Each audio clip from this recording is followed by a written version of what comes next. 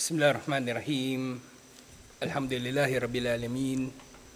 Wassalatu wassalamu ala asyrafil anbiya'i wal mursalin.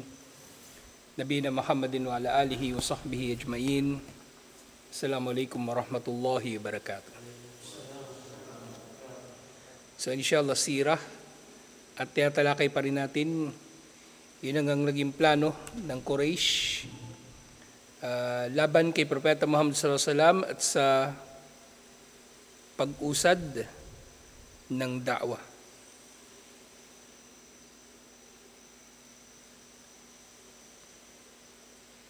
So nga doon sa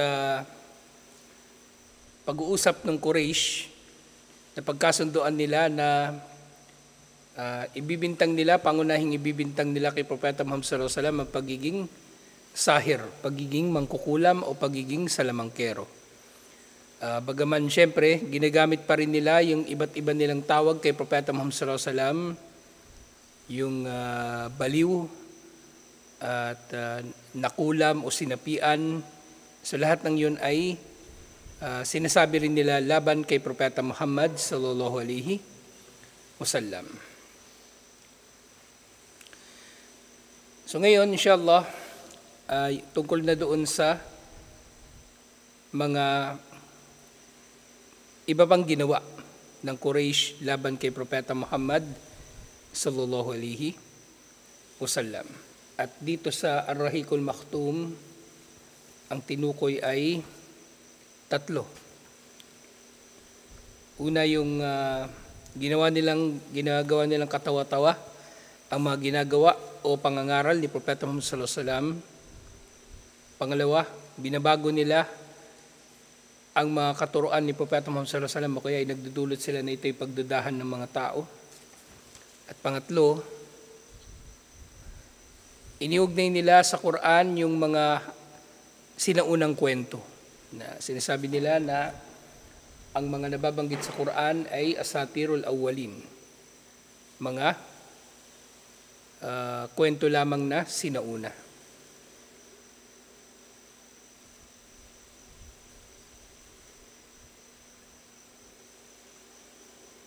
So doon sa naunang nabanggit, yung pinagtatawanan nila yung mensahe ni Propeta Muhammad sallallahu alaihi wasallam at yung pangangaral ni Propeta Muhammad sallallahu alaihi wasallam. At normal ito sa mga tao na kumbaga gusto nilang maliitin yung iba o siraan kasi hindi nila kayang makipagsabayan dito, kaya ito ay minamaliit na lang nila o kaya ay kanilang sinisiraan. Sasabi nga nila, kung meron kang karibal o meron kang kakompetensya at hindi mo kayang sabayan, siraan mo na lang. Siraan mo na lang. So, ganyan nga ginagawa ng mga tao.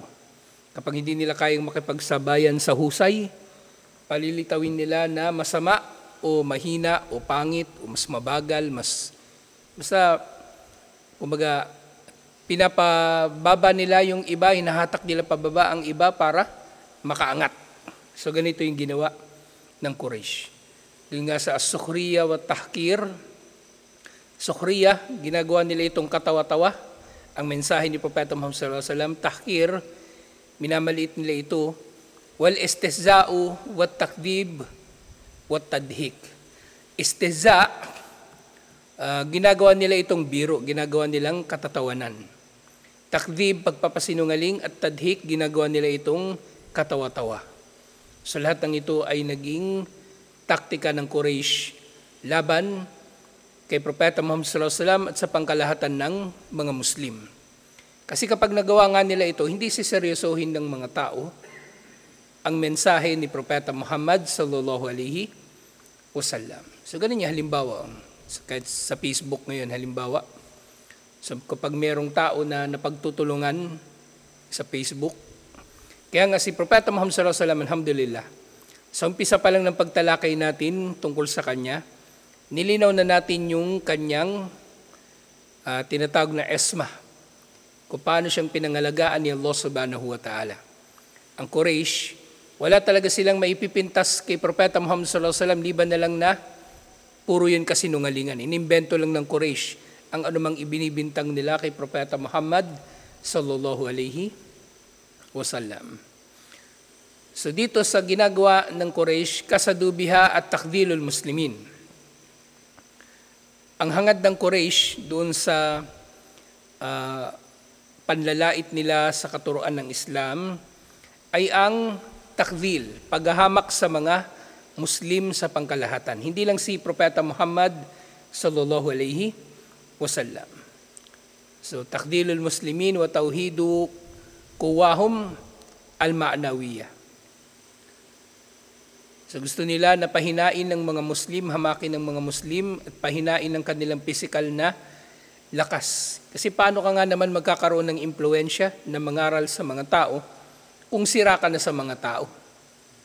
Kung sira ka na sa mga tao, halimbawa dito, bawa ako, kung halimbawa nagle-lecture ako dito tapos may nanira sa akin, o sabihin nung nanira sa akin, bading daw ako. Makikinig pa ba kayo sa lecture ko? Hindi na. Alisin muna natin sa equation yung kung maniniwala ba yung tao o hindi. Pero sa bawat ganong bagay, meron talaga tinatablan. Merong tinatablan. Baka tuwang-tuwa pa yung tao, sabi ko na nga ba bading talaga yung hayop na yan. Kunwari lang yan. Kunwari lang yung tigasin, pero bading talaga yan eh. So, laging may epekto eh. Yun nga, si Propeta Muhammad sallallahu alaihi wasallam ilang beses na siya na-chismis. So dito sa da'wa niya sa Makkah, di ba, na-chismis siya na baliw o sinapian. Tapos doon sa Madina, na-chismis si Aisha radhiyallahu anha na nakiapid. Sinong matinong tao yung maniniwala doon, di ba? Iniisip natin, sinong matinong tao yung maniniwala sa ganong chismis? Pero marami sa mga sahaba sa panahon na yun ang natisod. Maaring hindi nila pinaniwalaan pero nagkaroon ng lamat yung kanilang pananampalataya. Kumbaga, nagkaroon sila ng pagdududa. At paano nagkaroon sila ng, masasabi natin pagdududa, ano yung naging sukatan ni Allah? Kumbaga, yun nababanggit sa Suratun Nur. Doon kasi sa serye ng mga aya na yun tungkol sa nangyari doon sa Ifk. Kumbaga, kasi kung matino yung mga Muslim na yun, o kung naging tama yung pagharap ng mga sahaba, kumbaga sa chismis na yun, bakit wala sa kanila yung nagtanggol kay Propeta Muhammad sallallahu alaihi wasallam na sinabi nila imposibleng mangyari yan? Na yung asawa ni Propeta Muhammad sallallahu alaihi wasallam ay nangalunya. Ang marami sa mga sahaba noon, kumbaga na nagduda, anong ginawa nila? Nanahimik. Hindi sila nagsalita. Hindi nila ipinagtanggol ng hayagan si Propeta Muhammad sallallahu alaihi wasallam. Naintindihan nyo? Kumbaga, dumistansya sila. Kumbaga, naghugas kamay sila sa halip na ipagtanggol si Propeta Muhammad sallallahu alaihi wasallam. So parang dito, halimbawa, kapag merong intriga rito, merong mga virus dito nakatira eh. May mga intriga rito kapag merong ibinibintang kung ano-ano, hugas kamay agad ang iba. Nagalisan na yung iba. Pagka merong intriga tungkol sa Al-Hijra, hugas kamay sila. Hindi man lang sila mag-imbestiga o manindigan para sa community nito. Puro hugas kamay sila. Ganun yung nangyari doon. So merong epekto talaga. Alam ng Quraysh na meron nitong epekto. Maring hindi nga kapanipaniwala, sasabihin nila si Propeta Muhammad sallallahu alaihi wasallam sinungaling, sasabihin nila siya ay sinapian. Maring hindi 100% effective, pero meron pa rin talagang tatamaan. Merong epekto sa mensahe ni Propeta Muhammad sallallahu alaihi wasallam. At ganoon din minsan yung kapag desperado na yung kalaban, pag desperado na yung kalaban, mahalaga sa kanya makapuntos. Hindi na niya hangad na manalo. Basta importante makapaminsala siya sa iyo sa kahit na anong paraan. So ganun ka-desperado yung Quraysh, kumbaga, sa bagay na ito. Faramun Nabiya sallallahu alaihi wasallam bitaha min hazila. Ibinintang nila kay Propeta Muhammad sallallahu alaihi wasallam ang iba't ibang mga walang kwentang bintang. Hazila, ibig sabihin, walang substance, walang sustansya, walang batayan. Walang katatagan. Kumbaga, hindi karapat-dapat na paniwalaan. Yung katulad nga doon sa di ba? Doon sa Surah At-Tariq, wa ma huwa bil hazl. Sa yung Quran, sinabi ni Allah, hindi ito hazl, hindi ito salita na walang katatagan o walang batayan dito. At hindi wasyataim safiha. So meron sila mga binibintang kay Propeta Muhammad sallallahu alaihi wasallam na tanga lang ang makakaisip nito, tanga lang ang maniniwala dito. Fakano yunadunahu bil majnun. Tinatawag nila si Propeta Muhammad sallallahu alaihi wasallam bilang majnun. At dito sa majnun, sa konteksto dito, majnun na baliw, yung wala sa matinong pag-iisip, o syempre maaari ding majnun na sinapian ng masamang espiritu. So this is Surah Al-Hajj, chapter 15, verse 6. وَقَالُوا يَا أَيُّهَا الَّذِي نُزِّلَ عَلَيْهِ الذِّكْرُ إِنَّكَ لَمَجْنُونَ.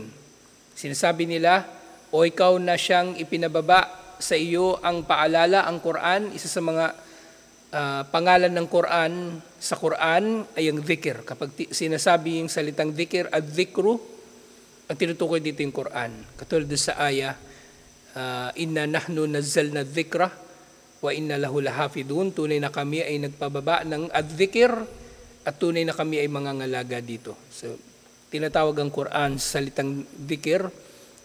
So, ikaw na pinababaan ng dhikr, ikaw ay baliw. So, yun ang sinasabi nila. وَيَسْمُونَهُ بِالسِّحْرِ وَالْكَذِبِ.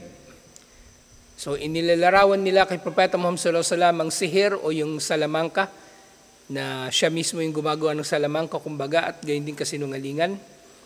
Kaya nga sinasabi nila, وَأَجِبُوا أَنْ جَاءَهُمْ مُنْدِرٌ مِنْهُمْ وَقَالَ الْكَافِرُونَ هَذَا سَاحِرٌ كَذَّابٌ. Nagtataka ang Quraysh na meron dumating sa kanila na tagapagbabala na kabilang sa kanila. Kasi nga ayaw nilang tanggapin si Propeta Muhammad sallallahu alaihi wasallam, at isa sa mga hamon ng Quraysh, sana anghel na lang yung pinadala sa kanila. Maniniwala pa sila. Di ba natalakay na natin ito? Pero nga hindi anghel ang pinadala ni Allah sa Quraysh. Maraming hamon ng Quraysh kay Propeta Muhammad sallallahu alaihi wasallam, hatiin ng buwan at iba pang katulad nito, pero tinupad yun lahat ni Allah sa pamagitan ng mga aya ni Propeta Muhammad sallallahu alaihi wasallam. Pero yung hiling nila na makakita sila ng anghel o anghel ang magdala sa kanila ng mensahe, hindi na. Kasi ang sunna ni Allah sa pagpapadala ng mga anghel, kapag ang anghel ay bumaba na sa mga tao, naroon na sila para wasakin ang mga tao. Katulad ng huli nating natalakay, yung pagdating ng mga anghel sa nasyon ni Lut alayhis salam. Pagdating ng mga anghel doon sa Exodus, nung namatay si Paraon. Pagdating ng mga anghel sa labanan sa Badar at iba pang mga pagkakataon. Hindi darating ang anghel para makipag-usap sa tao, para magdaawa. Bababa yung anghel, sabihin niya sa tao, taas mo yung daliri mo, harap ka sa camera, ashhadu an la ilaha illallah. Hindi gaganon ang anghel. Wawasakin na talaga ng anghel yung mga tao. Okay, syempre sa iba pang pagkakataon ay bilang pagsubok sa mga tao. Wakanu yashi'unahu wa yastakbilunahu binadaratin multahima nakima. So ganyan din sila ay nagbibintang din kay Propeta Muhammad sallallahu alaihi wasallam ng iba't ibang mga bintang na masama. Wa awatifin munfaila haija. So iba't iba pang mga paraan na sa pamagitan nito, kumbaga, makapuntos man lang kay Propeta Muhammad sallallahu alaihi wasallam, o kung hindi man nila tuluyang masira si Propeta Muhammad sallallahu alaihi wasallam, ay makaepekto ito sa mga tao na naniniwala sa kanya o kaya doon sa maniniwala pa lang sa kanya. Kaya nga sinabi doon sa Suratul Kalam, chapter 68, verse 51, wa iyakadul ladina kafaru layuzlikunaka bi absarihim lamma sami'ud dhikra wa yaquluna innahu lamajnun.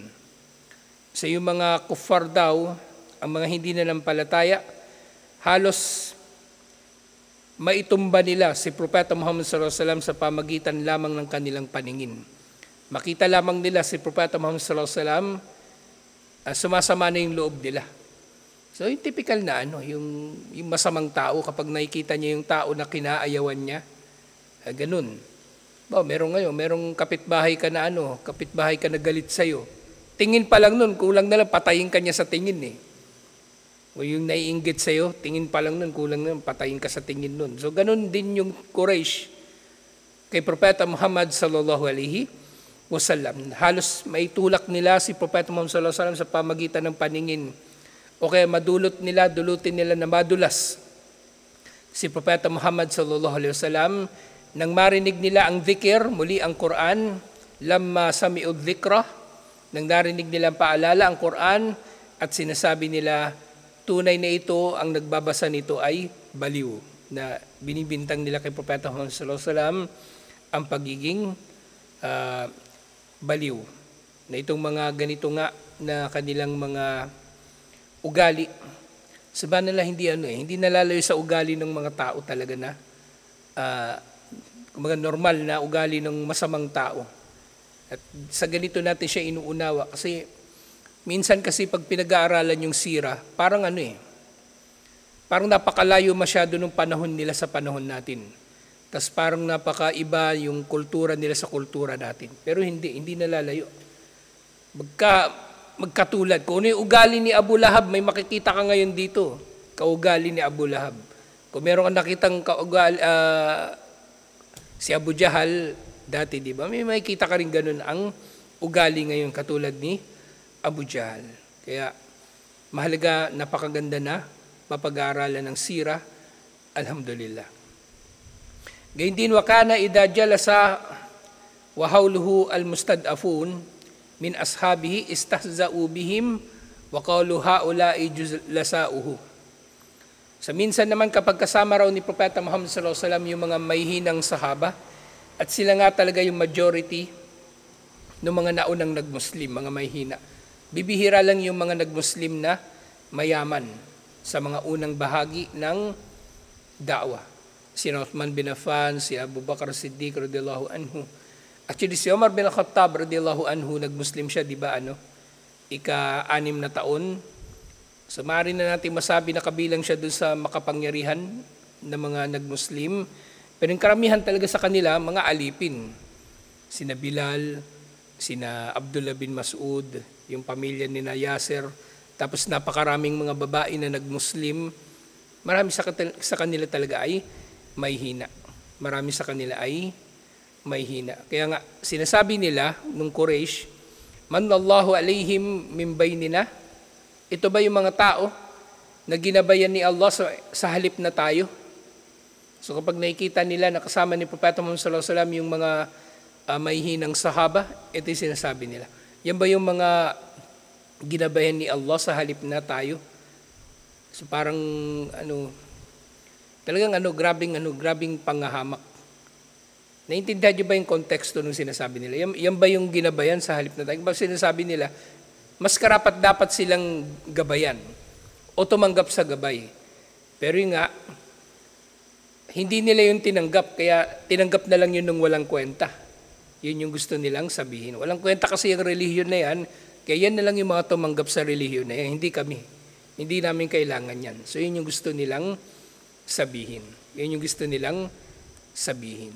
Parang ba magandang sample nito. May diligawan ka, binasted ka. Tapos yung nakita mo yung niligawan mo, may sinagot, mas pangit pa sa'yo. Di, ganun din sasabihin mo, yan ba yung sinagot mo sa halip na ako? So parang ganun, tuwang-tuwa ka pa na napunta ka tuloy sa pangit, juicy ka kasi. So parang ganun yung kanilang sinasabi. Pero bitter talaga sila sa ganitong sinasabi nila. Kumbaga, gusto nilang talaga nila na makapaminsala. At gayon din, yung sinasabi nila na yun sa Suratul An'am, verse 53. Suratul An'am, chapter 6, verse 53. At gayon din, sinabi ni Allah, alaysallahu bi'alama bisyakirin. So sinabi ni Allah tungkol dito, karugtong yun ng ayah kanina, doon sa Suratul An'am, hindi ba't si Allah ang pinaka nakakaalam kung sino ang mapagpasalamat? So, Si Allah, alam niya kung sino ang kanyang gagabayan. Si Allah ang nagdidesisyon kung sino ang kanyang gagabayan. Kahit gaano pa kababa ang tingin ng Quraysh sa kanila, alam ni Allah kung sino ang karapat-dapat na gabayan. Wa kanu kama qasallahu alaina, at din merong isang binanggit nga doon sa sa iba't ibang mga aya sa Quran na kung paano minaliit ng Quraysh yung mga mananampalataya. Yung nga, innal ladina ajramu kanu minal ladina amanu yadhakun, yung mga kuffar, pinagtatawanan nila yung mga mananampalataya, wa idha marru bihim yatagamazun, at kapag nadadaanan nila ang mga ito, sila ay nagkikindatan, nagsesenyasan, na ayan na naman yung mga baliw, ayan na naman yung mga mahihina, ayan na naman yung mga ginabayan ni Allah, mga ganung bagay. Waidan kalabu ilaha lihimun kalabu fakihin, kapag bumalik sila sa kanilang mga pamilya, ay nagpapatuloy sila sa panghahamak sa mga mananampalataya. So, hindi na sila nagkasya na pinagtawanan nila yung mga mananampalataya. Pag uwi nila sa bahay, kinukwento pa nila yung nakita nila. O yung mga Muslim, nakita ko, nakatuwad na naman. Yung mga Muslim, ang haba ng balbas, mukhang terorista. Yung babaeng Muslim, balot na balot, ang init-init. Mga ganung bagay. Waidha ra'awhum qalu inna haula ila dallun, at kapag nakita nila yung mga mananampalataya, sinasabi nila yan ang mga naligaw. Wa ma ursilu alaihim hafidin. Samantalang hindi naman sila pinadala sa mga mananampalataya upang maging mga tagapag-ingat. So ito yung sinabi ni Allah tungkol sa kanila. At panghuli nga dito sa mga aya ng Suratul Mutaffifin, wala rito na hal thuwibal kuffaru ma kanu yaf'alun, hindi ba't ginamtimpalaan ng kuffar ayon sa kanilang ginagawa. Wa qad aktaru min as-sakriya wal istihza wa zadu min at-ta'ni wa at-tadhik shay'an fa shay'an hatta athara dhalika fi nafsi Rasulillah sallallahu alaihi wasallam.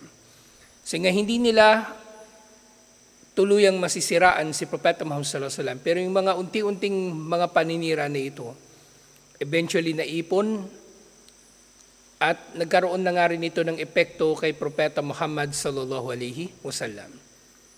Walang taong manhid sa mga bagay na ito. Kahit yung taong walang hiya na yung mga politiko, halimbawa yung mga politiko, kala nyo hindi sila apektado kapag pinagtatawanan sila ng mga tao.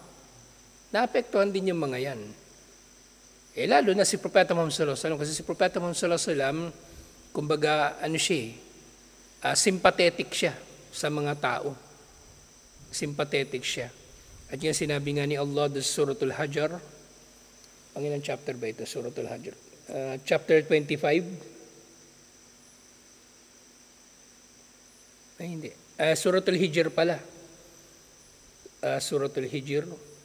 Pero wala na dito sa Hindi na nila sinama sa translation.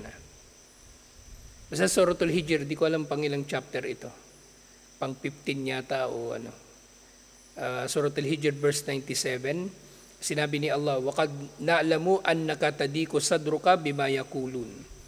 Sasabi ni Allah, alam namin na naninikip ang iyong dibdib dahil sa kanilang sinasabi. So, apektado talaga si Propeta Muhammad sallallahu alaihi wasallam. Kaya nga nung mga unang panahon ng da'wa ni Propeta Muhammad sallallahu alaihi wasallam, na wala talaga silang kumbaga masasandigan, wala namang jihad. Di ba? Kahit anong galit ni Propeta Muhammad sallallahu alaihi wasallam sa kuffar, wala naman siyang magagawa.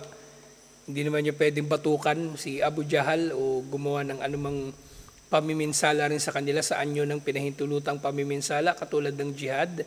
So napakahirap talaga ng kalagayan nila. Napakahirap ng kanilang kalagayan.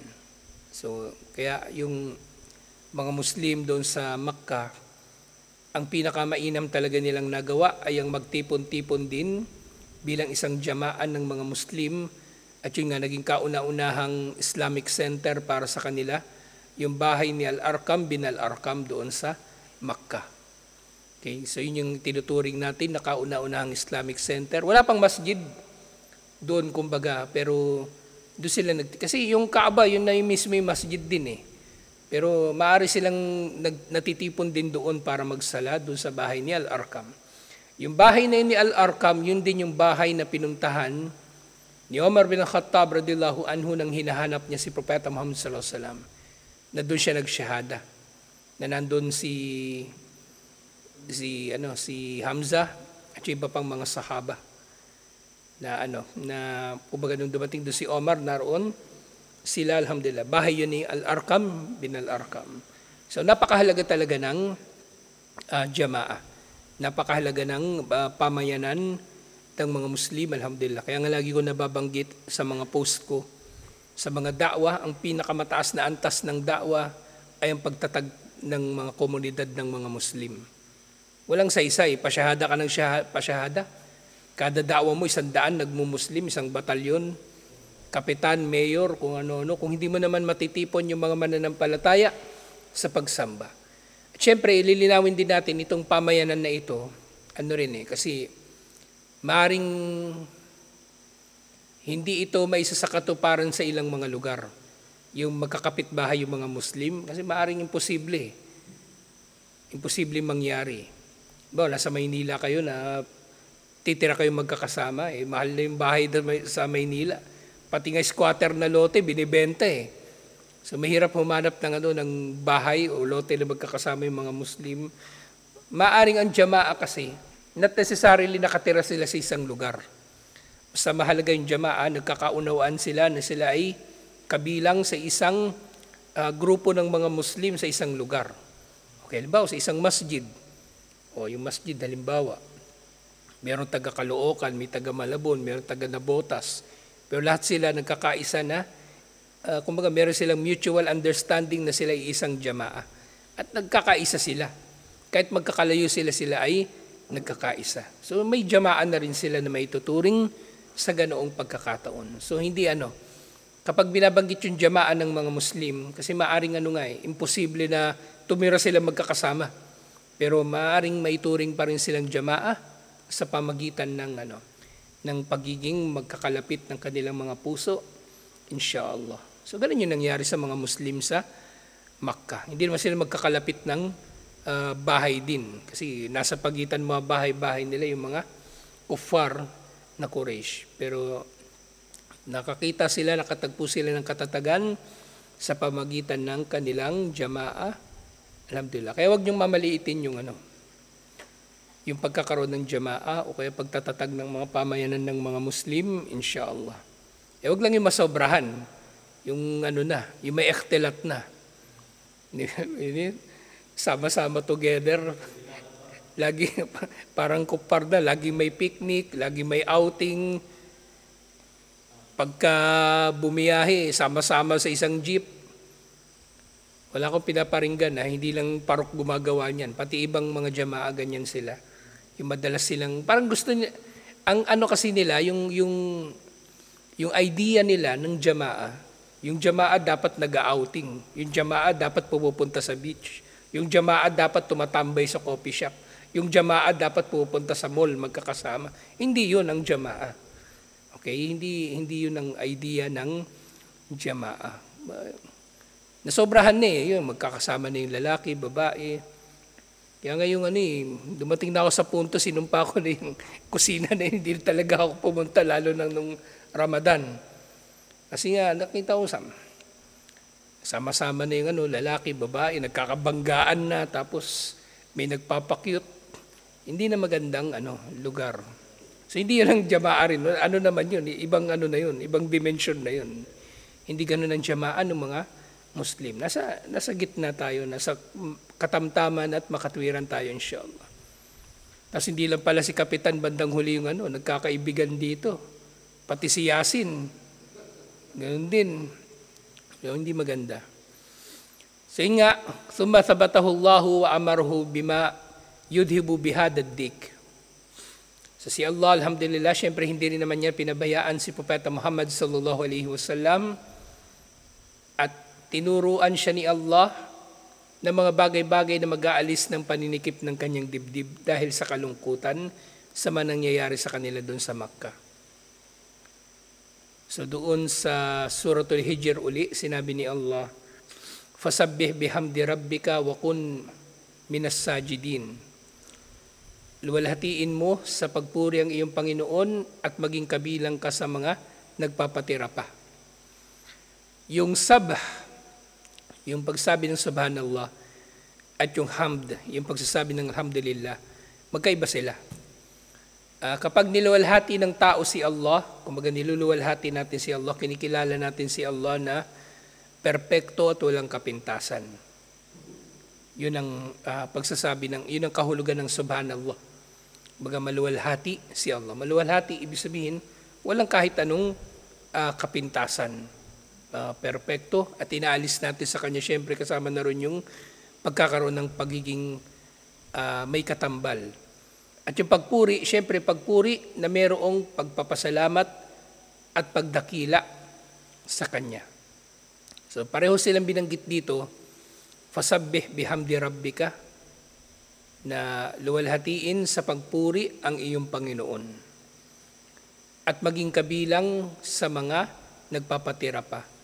Wa'bud rabbaka hatta ya'tiyakal yaqin, at sambahin mo ang iyong Panginoon hanggang sa abutan ka ng kamatayan. Ibig sabihin, gawin mo lang yan, pagsamba na yan. Ituloy-tuloy mo yan kahit ano pang gawin ng kuffar.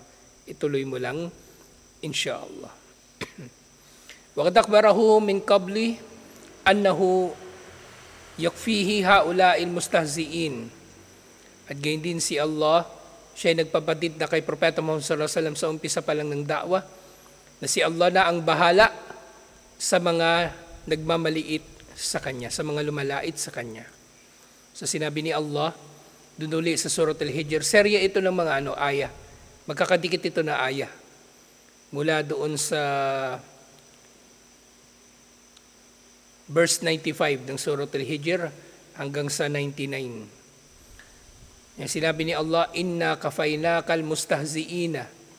Tunay na kami ay sapat na sa iyo laban sa mga nangahamak sa iyo. Kafaynaka, parang anito ano ba mas magandang translation nito? Kami nang bahala. Parang ganun yung ibig sabihin ni Allah. Kami nang bahala sa mga nanglalait sa iyo. Huwag mo silang intindihin. Yun. Inna kafaynaka, kami nang bahala sa kanila. Huwag mo silang intindihin. Alladina yaj'aluna ma'allahi ilahan akhar. Huwag mo silang intindihin, silang mga nagdulot o kaya ay nagturing sa iba pa bilang mga katambal ni Allah o kumuha ng iba pang Diyos na sasambahin nila liban pa kay Allah. Fasawfa ya'lamun, malalaman din nila ang resulta ng kanilang pagtatambal kay Allah. At yun din panghuli, sa Surah Al-An'am, verse 10, akhbarahu anna fi'lahum hada sawfa yankalibu wabalan alayhim. At si Allah mismo ang nagtiyak din kay Propeta Muhammad sallallahu alaihi wasallam na ang ginagawa ng kuffar sa kanya ay isang bagay na pagsisisihan nila. Babalik ito sa kanila, sa kuffar ng Quraysh, at ito'y pagsisisihan nila. Sa sinabi ni Allah, walaqad istuhzi'a birusulin min qablik, ang mga nauna sa iyo ng mga sugo ay nilait din.